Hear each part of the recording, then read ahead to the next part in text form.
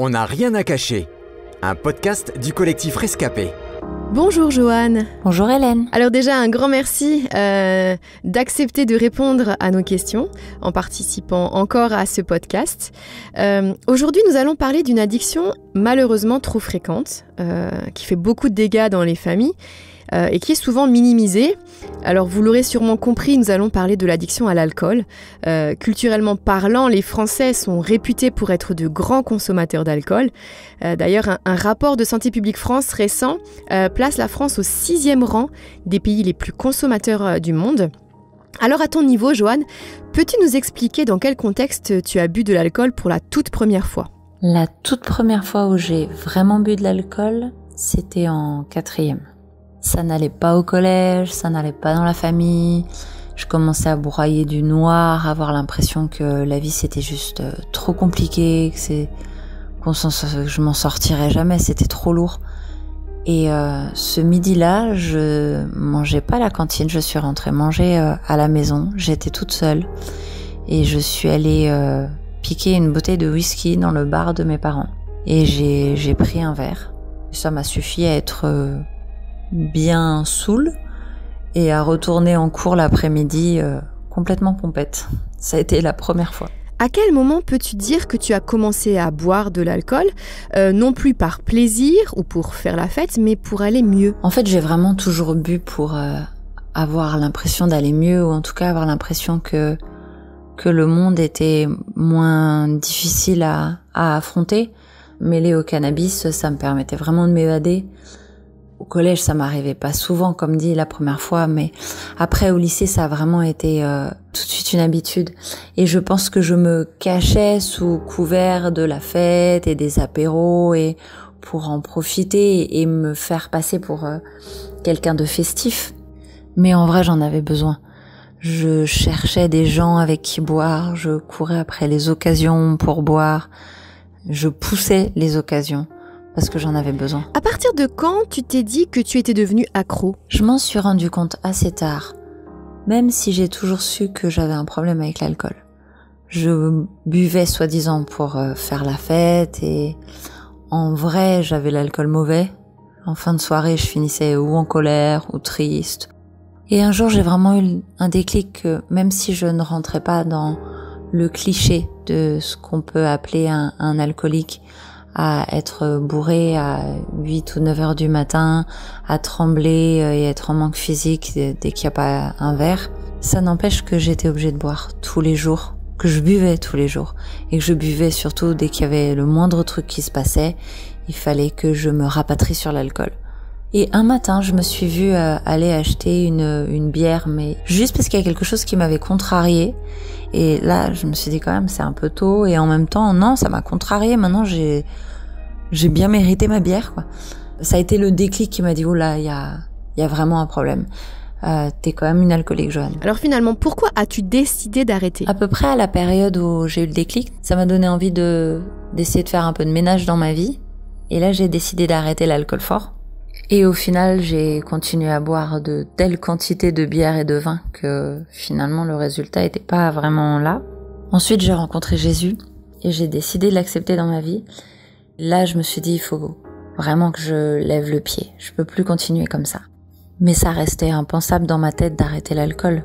C'était de se dire, je bois plus que 1 ou 2 verres à certains repas, les week-ends ou des repas de fête Mais en fait, très rapidement, j'ai vraiment eu la conviction que non, moi, il fallait que ce soit 0 alcool. Je dis pas que quand on devient chrétien, faut absolument arrêter l'alcool ou que tous les chrétiens ne devraient pas boire, mais moi, ça a été vraiment ma conviction et je pense que c'est vraiment ce qui m'a sauvée. On le sait, c'est très compliqué d'être sevré de l'alcool. Alors, peux-tu nous expliquer comment tu en as été totalement libérée ? Alors déjà, ça a été en commençant par obéir à cette conviction que j'avais de Dieu. J'avoue qu'au début j'ai fait ma mauvaise tête et que j'ai pas voulu écouter. Et pour la petite anecdote, je me souviendrai ce dimanche être avec mes parents et donc je ne dis rien et mon père sort 3 verres, il verse un petit verre de vin rouge à chacun Et ce verre-là, je n'ai jamais réussi à le boire. Il avait un goût de vinaigre. Et je voyais mon père boire le vin à côté. Et je me dis, s'il a un goût de vinaigre, il le boirait pas. Il boit pas de la piquette.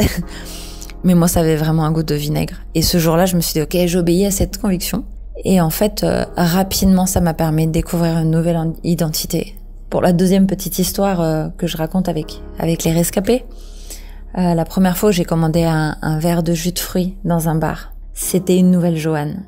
En fait, ce soir-là, ça a été un partage entre la honte d'être la ringarde qui commande un verre de jus de fruits dans un bar pendant une bonne soirée avec un bon concert, et d'un autre côté, la fierté d'être enfin devenue une femme respectable qui allait pas finir la soirée minable jusqu'à la fermeture du bar, quoi. Et il a fallu que je découvre une nouvelle identité, celle d'une femme qui ne boit peut-être pas d'alcool, mais qui va rester la tête sur les épaules et à savoir se faire respecter jusqu'au bout de la soirée.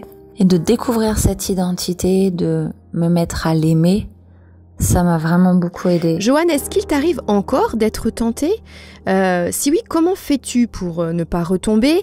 Et est-ce que tu as mis en place des stratégies d'évitement pour te protéger, par exemple ? Il y a toujours des moments, ça manque un peu. Après, voilà, la première année, j'ai évité les sorties dans les bars ou les soirées avec des gens. Je sais que ça allait picoler, que ça allait être difficile de me retrouver entre deux. J'ai juste évité. Et encore aujourd'hui, par exemple, j'ai pas d'alcool à la maison. Même si parfois ça me servirait pour la cuisine, je me dis, il serait peut-être le moment. Je prends le temps. Ça fait déjà 4 ans et en même temps seulement 4 ans. À force de tellement le répéter aux gens, je me dis maintenant je peux plus craquer. je peux pas prendre, ça va pas le faire de reprendre un verre. Donc avec tout ce que je leur ai mis dans les oreilles, c'est vrai que ça m'aide pas mal.